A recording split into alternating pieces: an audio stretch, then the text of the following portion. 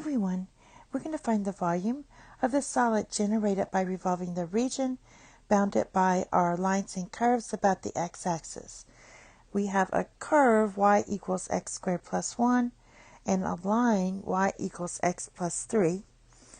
We're going to use the washer method, and the way to do that, let's first find our intersection points and do a little graph on this so we can see what's going on.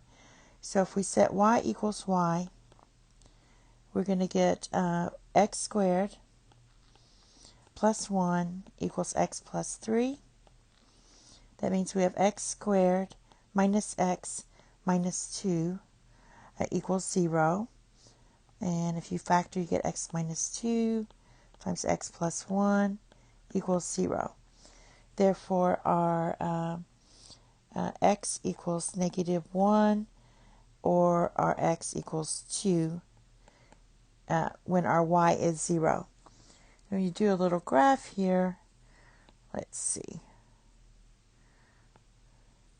When x is negative 1, if you substitute negative and 1 in here, you'll get 2. So it's something like there. And when you substitute in 2, we're going to get 5. So it's 2, 3, 4, 5 up here somewhere. All right. So basically, if you graph y equals x plus 3, that's this line right in here.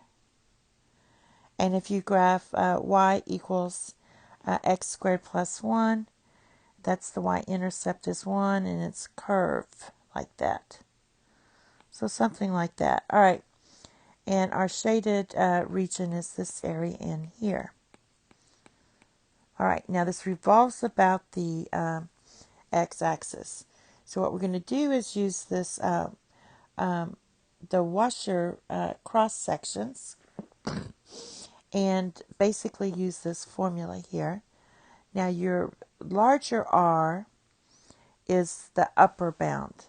So the upper bound is this green line, or our x plus 3. So your larger R equals x plus 3. The smaller radius is the inner one. That's the lower bound here. Especially think about rotating this on a visual thing. So little r is going to be x squared plus 1. Now, using the formula, let's see. I've already just make sure. We're going to get a of x equals, and when using that formula, your big R, so let's write the pi, factor it out, and then do the big R is going to be x plus 3 squared, and then minus the little r, which is x squared plus 1 squared. Simplifying this, we're going to get pi. This is x squared plus 6x plus 9. This one's going to be x squared plus 2x plus 1, so we have to subtract it. So it's going to be minus, this is going to be x to the power 4, sorry.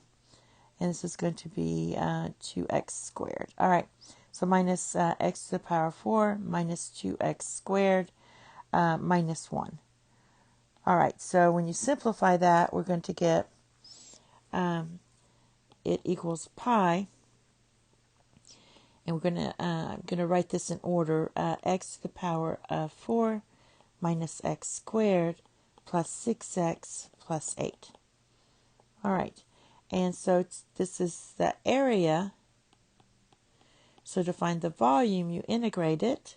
So your volume is, and remember we were going from, on our graph, from negative 1 to 2. That was the intersection points for these. So we're going to write, I'm going to go ahead and put the pi on the outside. We're going from negative 1 to 2. And we have negative x to the power of 4 minus x squared plus 6x plus 8 dx.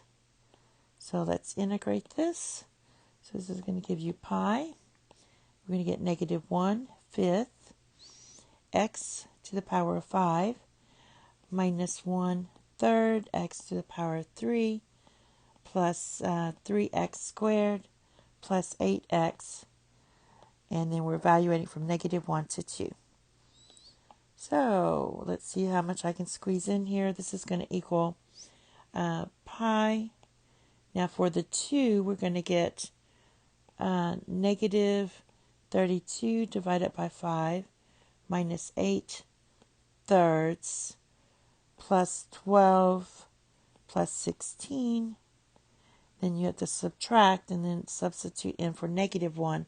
That's going to give you 1/5 plus 1/3 plus 3 minus 8. And then you can just get the common denominator, use your calculator. But when you simplify this, you're going to get the common denominator would be 15 for this one. But it simplifies to equal 117 divided by 5 pi. And that's it. Thank you. Have a nice day. Bye-bye.